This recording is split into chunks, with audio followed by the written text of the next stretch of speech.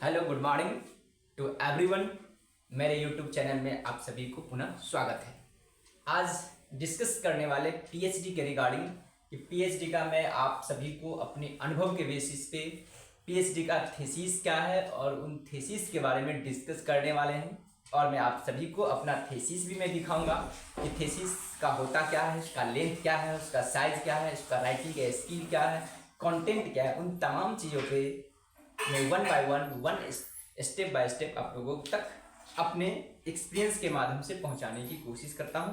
तो देखिए, सबसे पहले ये मेरा थीसिस थी, इस तरह है। मैंने ये बुक लिखा था पीएचडी के दरमियान, जब मैंने रिसर्च कर रहा था तो मैंने रिसर्च के दरमियान में इस बुक को मैंने लिखा राइटिंग के। देखिए इतना मोटा सा है, ये है अप्रॉक्स 250 पेजेस का है, ठीक ना। इसमें फाइनल अप्रूवल हुआ और ये स्पाइरल बाइंडिंग है। जब आपको चेक करने के लिए यूनिवर्सिटी में सबमिशन की जाती है तो आपको इसी तरह स्पाइरल बाइंडिंग और एक सॉफ्ट कॉपी आप लोग को सीडी ड्राइव में देना पड़ेगा, ताकि यूनिवर्सिटी चेक कर सके कि आपके द्वारा जो कंटेंट है, ये इसमें आपने जो लिखा है इन सारी चीज़ों को, क्या आपका अपना ऑन कंटेंट है या आपने कहीं इंटरनेट या किसी साइट के माध्यम से उसका कॉपी पेस्ट नहीं किया है।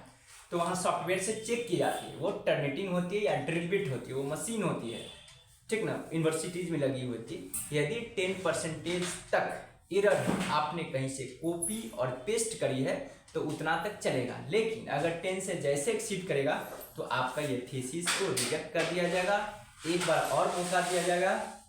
यदि दूसरा बार यदि आप सही न कर पाओगे तो आपको पीएचडी उपाधि को छीन लिया जाएगा, मतलब आप पीएचडी नहीं कर सकते हो, आपको नेम के अगर डॉक्टर नहीं लग सकता, क्योंकि ये हो गया शोध चोरी, ठीक है। इसका मतलब आप चोरी करके लिखते हो, ठीक है। तो आप समझ सकते हो कि पीएचडी का थीसिस लिखना कितना टफ काम है और ये कितना रिस्की भी है। यदि 2 बार में ठीक नहीं होती है तो आपको ये उपाधि आपसे छीन लिया जाएगा, मतलब डायरेक्ट लिख दिया जाएगा कि आप पीएचडी नहीं कर सकते हो, पीएचडी से वंचित रह जाओगे। तो आप लोग समझ पाएंगे, देखेंगे इस तरह से इसी में रिसर्च।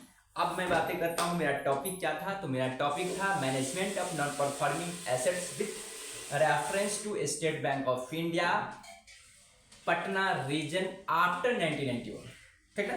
एनपीए क्या है मैं थोड़ा सा उस पर बता दे रहा हूँ। नॉन परफॉर्मिंग एसेट्स का मतलब होती है जब कोई बैंकिंग कंपनी अपने कस्टमर्स को लोन प्रोवाइड करती है, वो कस्टमर्स विद इन 19 डेज में वो लोन का इंस्टॉलमेंट या इंटरेस्ट नहीं रिपे कर पाती है, तो बैंकिंग कंपनी उस लोन को एनपीए घोषित कर देती है। और एनपीए का भी अपना कैटेगरीज होती है, एक होती है एसेट्स, बैंकिंग कंपनी को 2 होती है जो उन्होंने लोन प्रोवाइड करती है। लोन 2 कैटेगरी में होते हैं, एक होती है परफॉर्मिंग, एक होती है दूसरा होता है नॉन परफॉर्मिंग।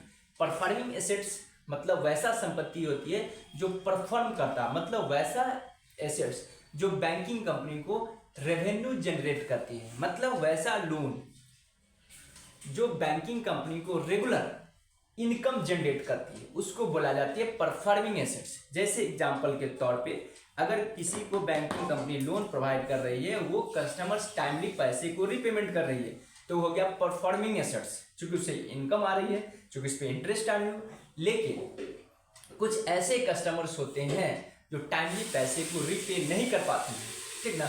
तो बैंकिंग कंपनी 90 डेज जैसे होती है, आफ्टर 90 डेज, कब से, जिस डेट को लोन का इंस्टॉलमेंट का ड्यू डेट था, उस डेट के आफ्टर 90 डेज तक यदि वो रिसीव नहीं कर पाती है तो उसको नॉन परफॉर्मिंग एसेट्स में डाल देती है। और नॉन परफॉर्मिंग एसेट्स में भी कई कैटेगरी होती है, उसको क्लासिफिकेशन की जाती है ड्यूरेशन के आधार पे, टाइम के आधार पे।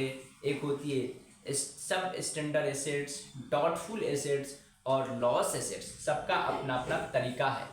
यदि लॉस एसेट्स में बैंकिंग कंपनी डाल देती है तो मान कर चलती है कि मेरा पैसा डूब गया, अब इससे रिकवरी नहीं होगा, कैश बेसिस पे उसको बुक्स पे काउंट करती है।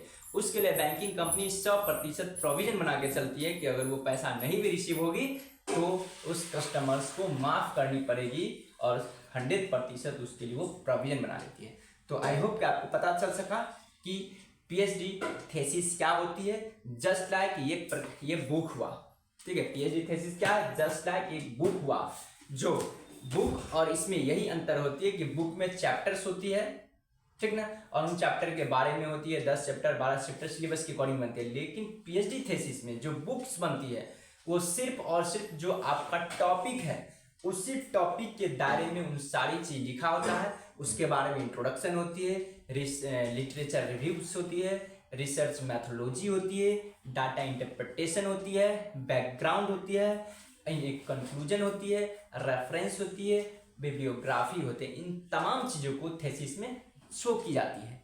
ठीक है, आपका टॉपिक से रिलेटेड, तो उसी को बोलते हैं पीएचडी थेसिस। जब तक आप पीएचडी का ड्यूरेशन होता है उस ड्यूरेशन में आपको लिखना पड़ेगा, ठीक ना, और स्टिपुलेटेड डेट को आपको यूनिवर्सिटीज़ में, ठीक ना, सबमिट करना पड़ेगा।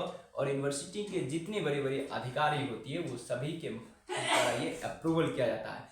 वो जब तक चेक नहीं करेगा, जब तक अप्रूवल नहीं देगा, तब तक आपको थेसिस फाइनल सबमिशन नहीं हो सकती है, आपको पीएचडी को उपाधि नहीं मिलेगी। जैसे वाइवा होगा तो आपको पीएचडी उपाधि दिया जाएगा। और ये डिग्रियां जो होती है यूनिवर्सिटी में, राज्यपाल आती है कॉन्वोकेशन, तो राज्यपाल आपको डिग्री प्रोवाइड करेगी। चूँकि ये उपाधि हुआ तो राज्यपाल के माध्यम से मिलती है, तो आप समझ सकते हो। यदि आप सेंट्रल यूनिवर्सिटी में हो तो राष्ट्रपति उपराष्ट्रपति आते हैं, या अगर वो नहीं आते हैं तो वाइस चांसलर को पावर देता है कि आप उसको उपाधि दे दो। तो कुछ इस तरह से होती है। हमारे देश की सबसे बड़ी डिग्रियां भी है, इससे बड़ा कोई डिग्रियां नहीं होती है। तो इस तरह से सर आपको समझ में आ रहा होगा कि थीसिस क्या है और लिखना कितना टफ है, कितना जटिल है।